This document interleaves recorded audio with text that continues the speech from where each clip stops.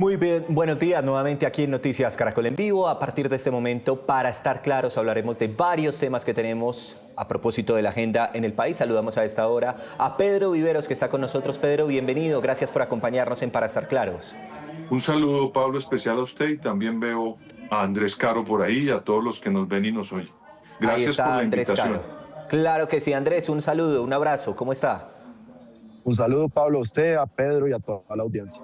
Bueno, Para Estar Claros, quiero que arranquemos hablando del tema de precisamente el anuncio de extradición de 5 cabecillas hecho por el presidente Abelardo de las Priellas. Estamos hablando de cabecillas como El Mocho Olmedo, alias Muñeca, y Joanny Andrés Rojas, alias Araña. Estos hombres señalados de diferentes delitos, entre ellos el asesinato de líderes sociales en el país, pero también recordados porque no se había dado esta extradición a propósito de su participación en la llamada Paz Total. Quiero arrancar con Pedro Viveros y preguntarle entonces, Pedro, ¿cuál es ese mensaje a propósito de esta extradición? Pues Pablo, mire, en el gobierno anterior se gestó una especie de represamiento en materia de lucha contra estos delincuentes. Esta mañana presentaban en Caracol toda la crónica de estos señores que fueron anunciados, que se dijo por parte de las agencias de inteligencia de Colombia y de los Estados Unidos su comportamiento delincuencial. Y en el gobierno anterior se represaron esas extradiciones. En Colombia, desafortunadamente, usted lo sabe, Pablo, por nuestra situación carcelaria y demás, que también más adelante seguramente vamos a hablar de eso, pues no hemos podido controlar a estos señores con nuestra jurisdicción y lo que corresponde para por lo menos tener una medida fuerte es hacer esa extradición. Y en el gobierno anterior se represaron, pero no se represaron por falta de pruebas, sino con una intención. Primero, de facilitarles a ellos estar por la calle sin ningún tipo de compromiso con la justicia, pero también con el pretexto de que iban a hacer la famosa paz total. Y no se logró ni lo uno ni lo otro, Pablo. Y lo que está haciendo el presidente de las Priellas es quitándole ese represamiento en materia de orden, en algo que en Colombia está bastante comprobado, que hay una gran cantidad de bandas criminales extorsionando y haciendo negocios ilegales en el país sin ningún tipo de propósito político. Ese sería mi inicio, Pablo. Quiero también arrancar con Andrés Caro y hacerle esa misma pregunta y sobre todo con esa base que plantea Pedro Viveros, si era el compromiso de información que debían entregar estas personas. Por ejemplo, el caso de alias Araña, estoy hablando de Joanny Andrés Rojas. ¿Esa información se entregó en su momento? ¿Fue válida? ¿Fue explícita? ¿Fue necesaria para esa llamada paz total? ¿O definitivamente aquí no hubo ni paz total ni información que recibiera el gobierno, Andrés? Pues Pablo, yo sé que usted me está preguntando eso porque usted es muy generoso, pero yo sé que usted sabe y que Pedro sabe y que nuestra audiencia sabe que la paz total no existió. La paz total fue un proyecto de impunidad, al principio quizás ingenuamente bien intencionado, pero que en la práctica lo que permitió fue un aumento terrible, un aumento desquiciado del número de grupos armados ilegales y de combatientes. 85% entre 2022 y 2026 fue el aumento, es decir, por cada 10 había ahora 18. Y estos señores, el señor Araña, por ejemplo, pues fueron, digamos, premiados por la ingenuidad o la mala fe. Yo creo que después devino en mala fe del gobierno de Gustavo Petro, en el marco de ese programa de impunidad que fue la paz total, de manera que ahora estamos ante unas extradiciones que debieron haber ocurrido cuando primero los arrestaron y que por fin se están moviendo a buena hora. Yo creo que estos señores no dieron ni información, de pronto se la dan a Estados Unidos porque allá suelen dar más a cambio de tener un poco más de poderse quedar con un poco de sus bienes, producto de sus actividades criminales, pero acá pues eso no ocurre lamentablemente. Entonces yo creo que a buena hora estas extradiciones, ojalá vengan más. Colombia tiene que repensar su política de seguridad, tiene que repensar su política de paz y creo que estos primeros gestos del gobierno de Abelardo de las Priellas en esta materia en particular son muy favorables. Son 5 Pablo, extradiciones. Señor, adelante. usted me deja compartir algo con Andrés. Claro. Primero quiero decirle que si no sabía usted, Andrés es uno de los lectores de verdad que yo más respeto porque es una persona, como decía mi mamá, leída y viajada. Mi abuelita decía eso. Yo estoy leyendo un libro, Pablo, que se llama Huida de la responsabilidad, de un profesor que se llama Rodrigo Tena. Yo no sé si Andrés lo ha leído o ha oído de él. Pero me cayó en las manos porque un día en una conversación yo dije que ¿por qué en Colombia nadie se hacía responsable de nada? Pablo y Andrés.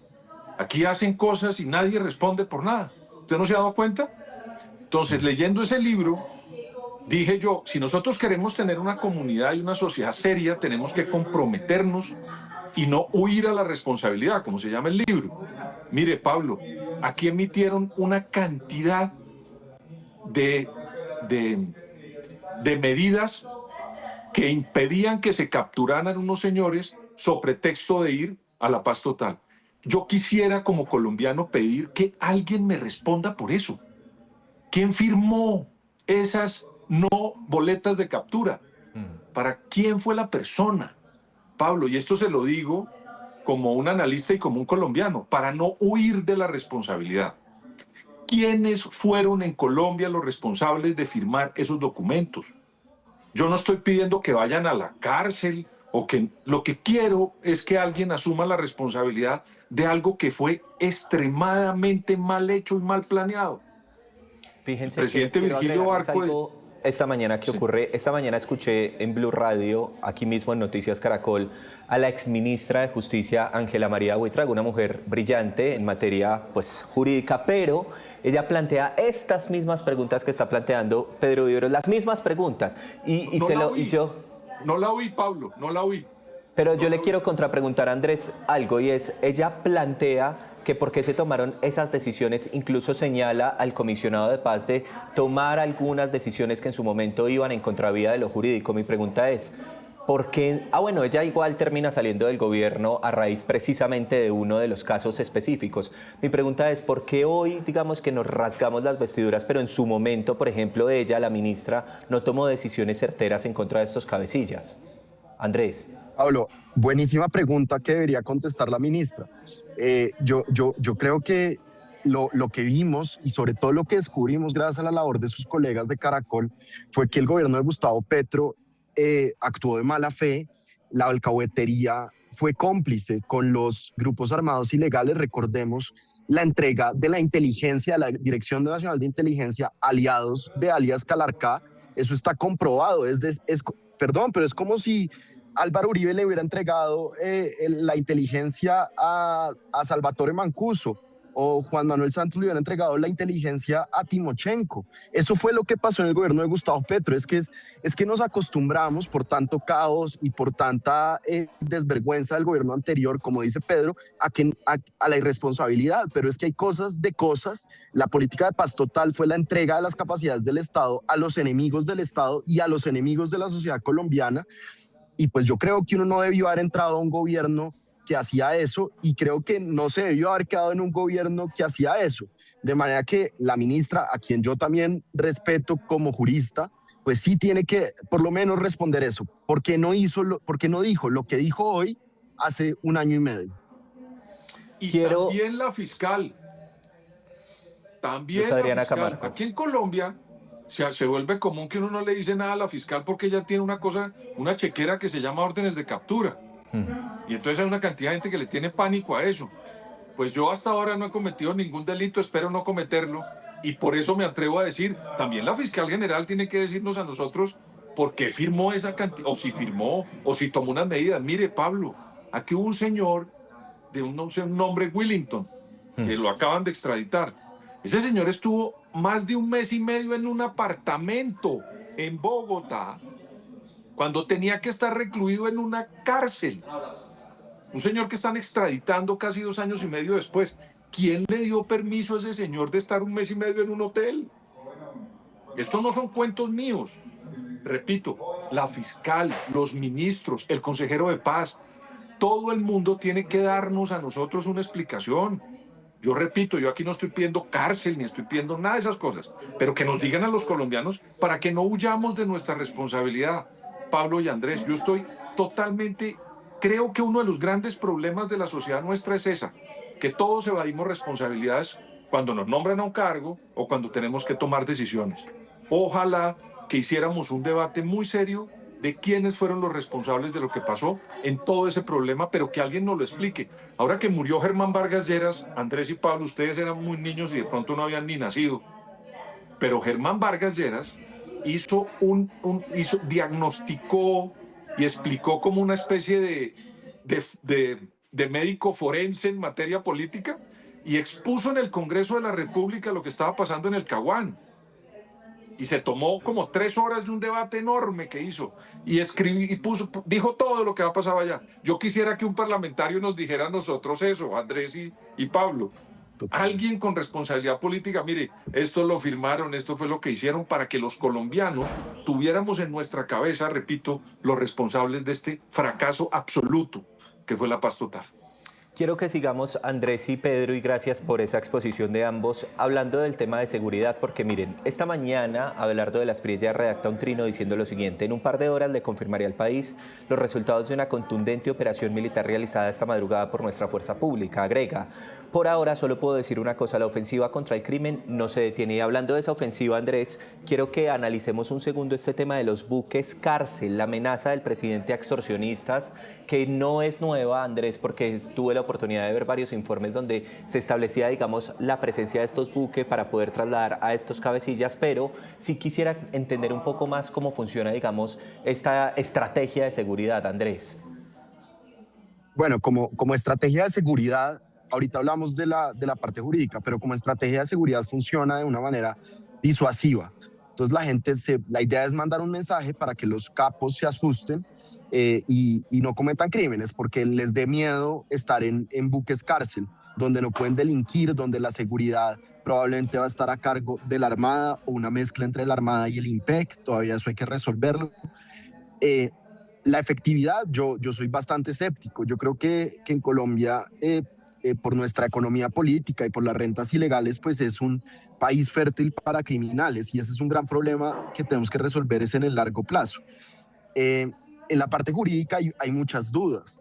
¿Cómo se les va a respetar los derechos humanos fundamentales a estas personas que los tienen? Yo sé que hay muchas personas que son negacionistas de los derechos humanos de los criminales, pero los tienen tanto igualmente como usted los tiene, Pablo, como Pedro o como yo los tenemos. Y eso es una cosa que hay que revisar con mucha atención, porque en los buques cárcel pues se escapan de la visibilidad que tienen las cárceles, que pueden visitar observadores, que pueden visitar familias, que pueden visitar los abogados.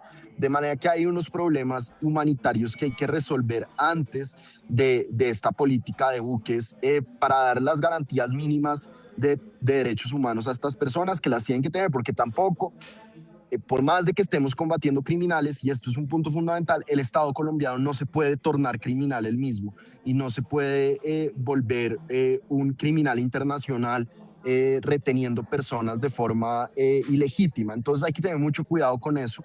Parte de lo que tenemos que hacer en este proyecto de largo plazo de responsabilidad, como decía Pedro, es que tenemos que tener instituciones legítimas, instituciones respetuosas del marco legal, constitucional e internacional. Y yo sé que eso suena muy tibio y muy mocusiano, como quiera la audiencia oírlo, pero así es como tiene que ser un Estado liberal moderno. Y es a eso a lo que tenemos que propender. Pedro. Pues mire, Pablo, por la ausencia de temor a la justicia, es que aquí nadie le teme a la justicia, nadie le teme, como las cárceles, usted ha visto lo que pasa en las cárceles. Un señor, un empresario que fue muy famoso, pero por un delito estuvo en la cárcel y un buen día le dio por pasear por Bogotá y paseó tranquilamente, fue al restaurante que quería, hizo lo que hacía en la cárcel. Un señor de apellido Matos, sí, que Pedro, también salió en un reportaje muy importante en Caracol. sí. Y ese señor tranquilamente se paseaba por Colombia, sin ningún problema. Entonces, ¿quién le teme a la justicia? ¿Quién le teme a la cárcel? Nadie, ni el empresario, ni el traqueto, nadie le teme a la justicia en Colombia. Entonces yo creo que por ese error que cometimos de ser muy laxos con algo que es muy importante en una sociedad como es la justicia, el aparato de justicia en Colombia, mire, hubo unos magistrados de la Corte, Pablo, mire, la cosa más importante, Andrés es abogado, ¿sabe lo que le estoy hablando, Andrés? lo más importante que hay en una sociedad eran los magistrados, los jueces. Y esos señores en la Corte Suprema de Justicia le metieron mano a la corrupción también. Entonces, cuando un delincuente ve que desde la máxima magistratura, del máximo Tribunal de Justicia hasta el juez de un circuito, hacen lo que hacen al momento de emitir unos fallos y luego en la cárcel hacen lo que hacen en la cárcel, nadie le tiene temor. ¿Qué ocurrió? Ese discurso permeó la sociedad y está permitiendo que llegue alguien con unas intenciones, en principio, de ordenar esto, pero hay que también tener unos límites a ese orden, porque ese orden no se puede desbordar tampoco. Entonces, pero ojo, inclinar la mesa estaba inclinada a favor de los bandidos. Ahora alguien la quiere inclinar, ojalá que no la desbalancee y vaya al extremo.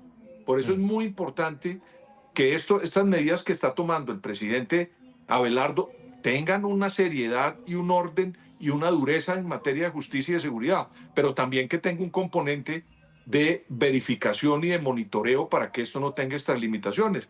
¿Quiénes hacemos eso? Los medios, los parlamentarios, la Procuraduría y los colombianos que tenemos que asumir la responsabilidad de denunciar cuando hay extralimitaciones o ausencia de justicia y de orden, como hubo en el gobierno anterior.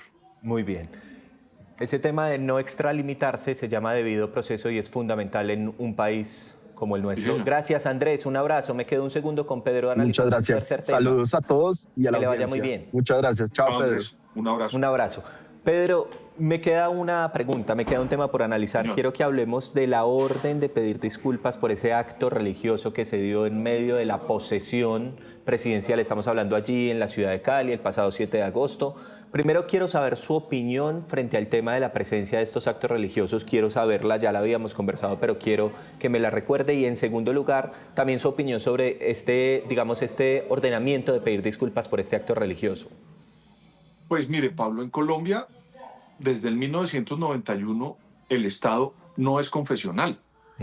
Por eso usted ha visto que afortunadamente, Pablo, las diferentes religiones tienen la posibilidad hoy de congregarse, de tener espacio en materia espiritual para los que creen en todo el tipo de fuerzas espirituales que hay. Yo soy católico, pero tengo muchos amigos cristianos, tengo amigos musulmanes, tengo amigos judíos, tengo amigos ateos, en fin. Me parece que abusar de la figura de la Iglesia Católica y digamos, de la fuerza espiritual para tratar de contrarrestar lo que pasó con el gobierno anterior, que en esa materia, pues usted supo la irresponsabilidad que hubo aquí. Aquí fue una cosa de verdad demasiado compleja en materia de respeto a la gente, de respeto al pueblo, de respeto a la sociedad, por todo lo que ocurrió en el gobierno de Gustavo Petro. Me parece que en ese contraste que quiere hacer el presidente de las Priella, tiene que tener mucho cuidado, porque también termina, y volvemos al cuento que echábamos hace un momento, por querer ordenar se extralimita en el orden, entonces se vuelve radical en buscar un orden.